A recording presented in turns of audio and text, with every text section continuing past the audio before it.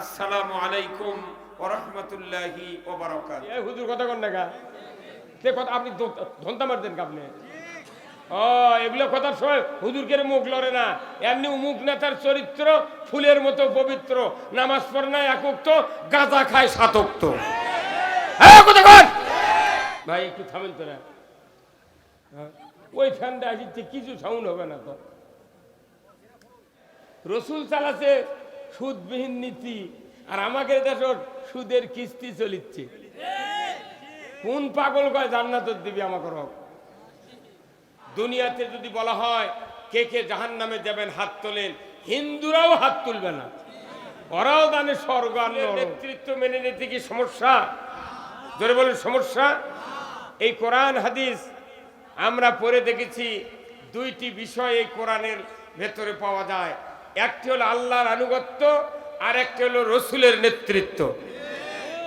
আল্লাহর আনুগত্য করে না, রসুলের নেতৃত্ব মানে না, এই লোকটির জন্য জান্নাতে যাওয়া যাবে না। বহু নেতৃত্ব মানছি আমরা, কিন্তু রসুলের নেতৃত্ব ভাইলট করে অ্যাভয়েড করে আমরা অন্য নেতৃত্ব কায়েম করার চেষ্টা করছি। আসতে হলো গাওয়াত। রসুলের নেতৃত্ব না মেনে জান্নাতে যাবেন এমন বেটাচল পৃথিবীত নেই।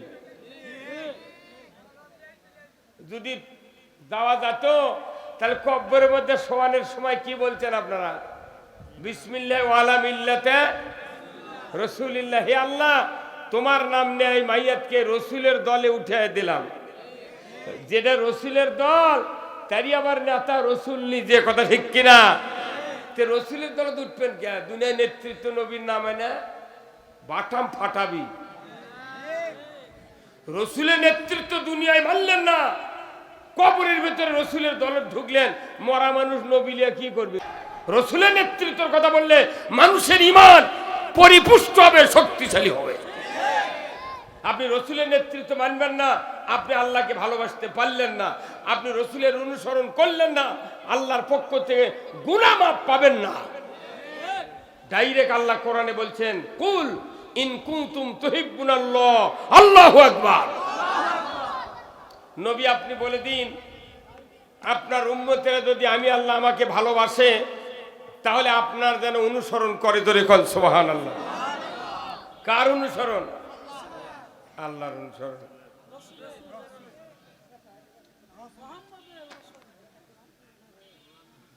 আল্লাহ নিজে রসুলকে বলতে বলেছেন, আপনার উম্মতদেরকে বলে দিন, মানে আমাদেরকে বলার কথা বলছেন কে?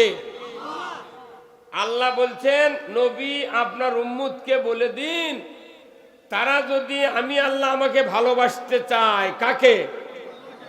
তাহলে ফাত্তাবিউনি, আপনার উম্মতেরা যেন আপনার অনুসরণ করে। যদি অনুসরণ করে আপনার, তাহলে আমাকে ভালোবাসা হলো।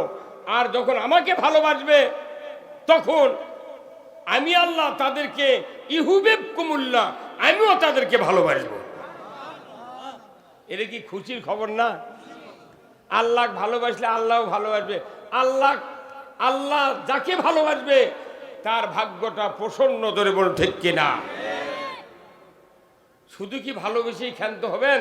আল্লাহ নবীকে বললেন, শুধু ভালোবেসেই ক্ষান্ত হব না, আমি আল্লাহ বলে দিচ্ছি ইয়াগফিরু লাকুম যুনুবাকুম, আমি আল্লাহ তাদের জীবনের সব গুনাহ মাফ করে দেব।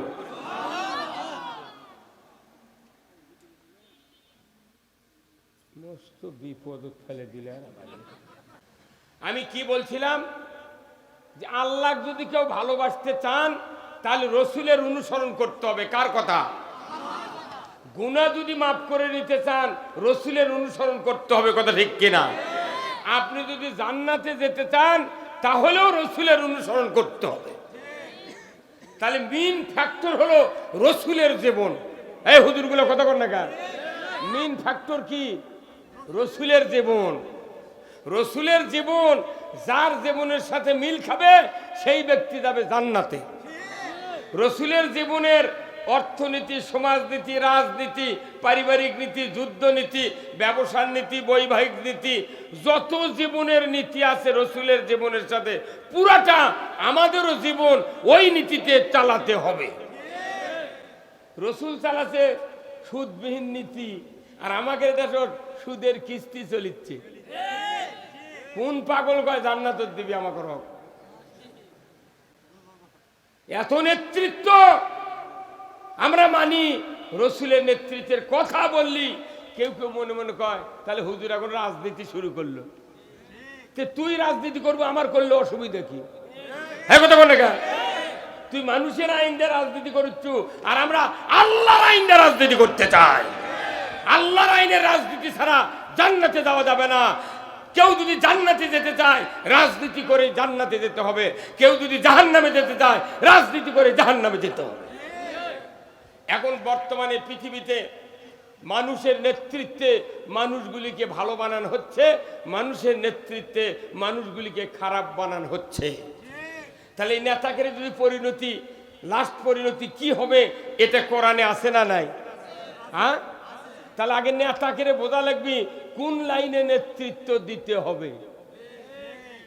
কতক্ষণ ওই যে মহিলারা বলে, বুঝছেন, ওই যে বাড়ি ঘর লেপে না ভাই মহিলারা, দেখবেন সারা বাড়ি লেপে আছে, দুয়ারের কাছে কাঁদো। যদি আল্লাহ রসুলের নিয়মে নেতৃত্ব দেওয়া না হয় সারা জীবনের সব আমল ব্যথা। দেখে সারা ঘর লেপে আছে, দরজার কাছে কাঁদো, সারা জীবন নেতৃত্ব দিয়ে আছে, একে জীবনের শেষ মুহূর্তে জাহান্নামের ডালি নিয়ে জাহান্নামে যেতে হবে। আমরা কি জাহান্নামে যেতে চাই? যেতে চাই? দুনিয়াতে যদি বলা হয় কে কে জাহান্নামে যাবেন হাত তোলেন, হিন্দুরাও হাত তুলবে না, ওরাও জানে স্বর্গ আর নরক। ইমানদারের জন্য জান্নাতে যাওয়া এত সহজ, খালি রসুলের নেতৃত্ব মেনে নিলেই আপনি জান্নাতে যাবেন। কিন্তু সব নেতৃত্ব মানবো, রসুলের ডাক কলি লাখত গন্ধ লাগে, মানে না।